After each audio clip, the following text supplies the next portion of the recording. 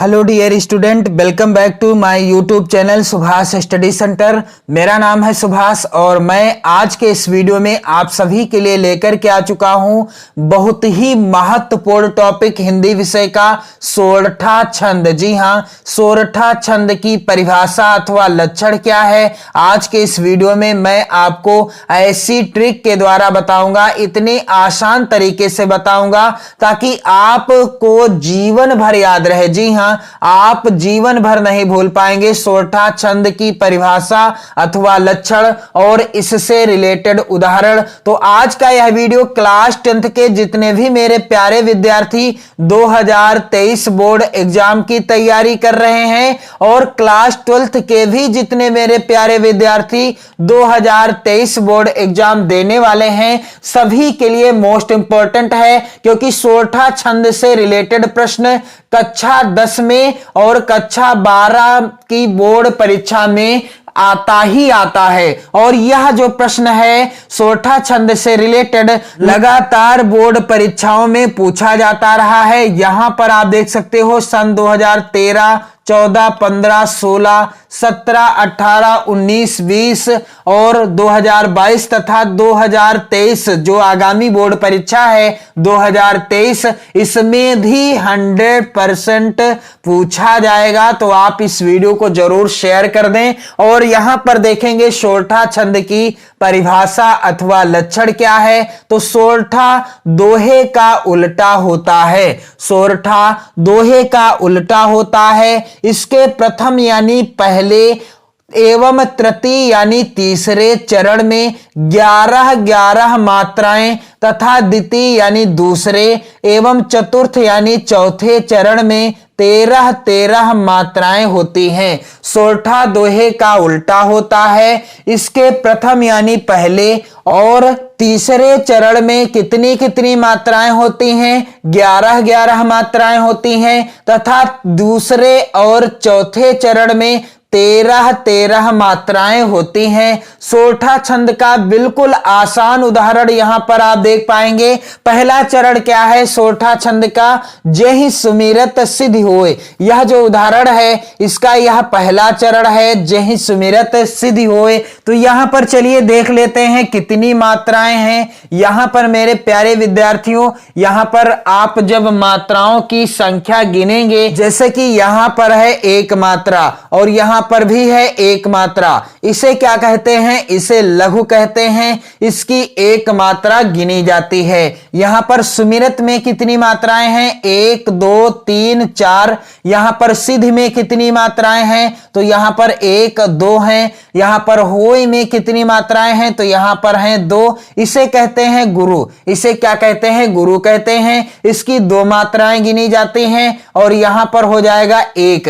चलिए गिन लेते हैं कितनी मात्राएं हो गई। 1, 2, 3, 4, 5, 6, 7, 8 और 3 11 मात्राएं। यहां पर पहले चरण में कितनी मात्राएं निकल कर आ गई? 11 मात्राएं निकल कर आ गई। यहां पर दूसरा चरण है क्या? गणनायक करिवर वदन। तो यहां पर मात्राओं की जब हम गणना करेंगे तो यहां पर क्या पाएंगे कि गणनायक, यहां पर गणनायक में 1, 2, यहां पर 2 मात्राएं हैं, यहां पर 1 और यहां पर 1। और करिवर में 1, 2, 3 और 4। वदन में 1, 2 और 3। चलिए गिनते हैं कितनी मात्राएं हो गई मेरे प्यारे विद्यार्थियों। यहां पर आप देख पाएंगे 1, 2 और 2 4, 5, 6, 7, 8, 9, 10, 11, 12 और 13। जैसा कि यहां पर परिभाषा में भी लिखा है कि सोरठा छंद के दूसरे और चौथे चरण में, तो यहां पर यह जो है यह है सोरठा छंद का दूसरा चरण। उदाहरण में यह जो है दूसरा चरण है। इसमें कितनी मात्राएं हैं? 13 मात्राएं हैं। कितनी? 13 मात्राएं निकल कर आ चुकी हैं। अगला है चरण तीसरा। यहां पर जो अगला चरण है तीसरा क्या है? करहु अनुग्रह सोए। यह चरण है तीसरा। इसमें चलिए गिन लेते हैं कितनी मात्राएं निकल कर आएंगी। तो यहां पर 1, 2, 3, करहु में 3 मात्राएं हैं और यहां पर है 1, यहां पर है 2, क्योंकि अगला अक्षर है यहां पर आप देख पा रहे हैं गा और गा में लगा हुआ है रा। तो और यहां पर 1 और यहां पर 1 हो जाएगी। यहाँ पर 100 में यहाँ पर 2 और यहाँ पर 1। ये है गुरु और ये है लघु। गुरु की 2 मात्राएं गिनी जाएंगी और लघु की 1 मात्रा गिनी जाएगी। चलिए गिनते हैं कितनी मात्राएं हो गई।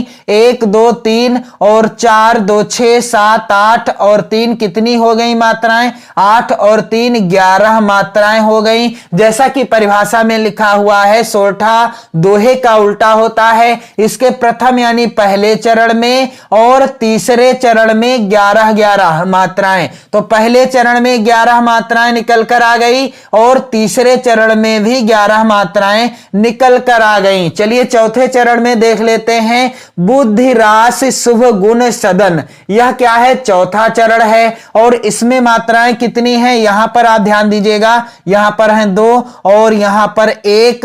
यहां पर 2 मात्राएं हैं, यहां पर 1 मात्रा है। शुभ में 1 2 और गुण में 1 2 और यहां पर 1 2 और 3। चलिए गिनते हैं कितनी मात्राएं हो गई। 2 और 1 3, 2 5 6 7 8 9 10 और 3 13 मात्राएं निकल कर आ गई हैं। चौथे चरण में 13 मात्राएं। और जैसा कि परिभाषा अथवा लक्षण में लिखा भी है कि सोरठा के दूसरे और चौथे चरण में 13-13 मात्राएं होती हैं। तो यहां पर दूसरा चरण है गण नायक करिवर वदन, इसमें 13 मात्राएं निकल कर आई हैं। और बुद्धि रास शुभ गुण सदन, इसमें भी 13 मात्राएं निकल कर आई हैं। तो यहीं से प्रश्न पूछे जाएंगे क्लास 10th की बोर्ड परीक्षा में। प्रश्न क्या होगा? इस तरीके से प्रश्न आ सकता है कि सोरठा के पहले और तीसरे चरण में कितनी मात्राएं होती हैं, और इस तरीके से प्रश्न आ सकता है। उदाहरण दिया होगा, आपको गिनकर बताना होगा कि दिए गए उदाहरण में कितनी मात्राएं हैं।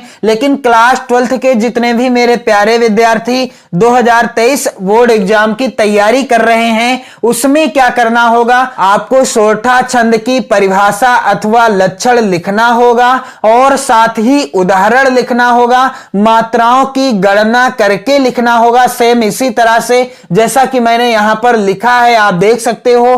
तब आपको 2 नंबर मिलेंगे। कितने? 2 नंबर आपको मिलेंगे। तो वीडियो बिल्कुल इंपॉर्टेंट है आप सभी के लिए, क्लास 10th के छात्रों के लिए और क्लास 12th के छात्रों के लिए। तो आप इस वीडियो को शेयर कर दें और इसी तरह से आप आसानी से सोरठा छंद की परिभाषा अथवा लक्षण लिख लीजिए, उदाहरण लिख लीजिए, मात्राओं की गणना भी करके लिख लीजिए, क्योंकि क्लास 12th के छात्रों को तो सब कुछ लिखना होगा। क्लास 10th में बहुविकल्पी प्रश्न पूछा जाएगा सोरठा छंद से रिलेटेड, या पूछ लिया जाएगा सोरठा छंद की परिभाषा। तो आप इस वीडियो को शेयर कर दें और 2023 बोर्ड परीक्षा के लिए चैनल के साथ जुड़े रहें। जय हिंद।